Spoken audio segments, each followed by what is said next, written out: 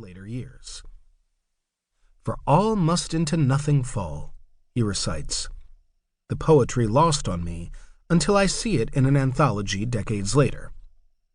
"If it will persist in being." He recovers quickly, remembers the lesson at hand, and asks, "Why do you think people need to fill the sky with pictures?" We have a few questions of our own to ask him in return. What are we running from? How do we get back? Why are you leaving us? What happens to students who fail? I have one urgent issue to pick with him before he flicks off the beam, but I have already learned, by example, to keep the real questions for later. I hold my retaliation until too late. I feel cold, colder than the night's temperature, a cold that carries easily across the following years. Only the sight of my mother in the close glow of kitchen window, the imagined smell of cocoa blankets and hot lemon dish soap, keeps me from going stiff and giving in. I pull closer to my father, but something is wrong. He has thought himself into another place. He has already left us. He is no longer warm. We move, we uproot, we rebuild slowly in a strange place. We tear ourselves up and move again for reasons only he understands. We strand ourselves, weave between Atlantic and Pacific, a moving target. Once he tries to console us for the constant repotting by turning it into a geography lesson. "See, here, Appalachia. That used to be in front of us. It's behind us now. Give me your finger.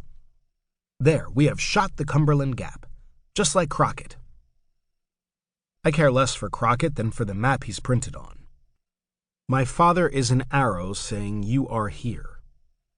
I need him to say, just once, clear out, where he is. Instead, he dodges with another riddle. What's the least number of shades it takes to fill the map so that no two bordering states are the same color? From a year later, my father reads to me from one of those thick single-volume encyclopedias that form the backbone of his library.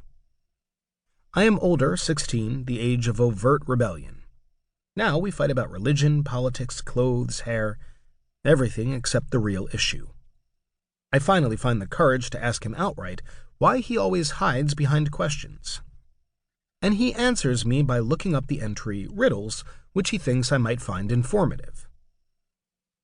At a critical time, when even a slight thing may decide the issue, solving a riddle correctly may, by a sort of sympathetic magic, help to solve the big problem, may turn the scales the right way.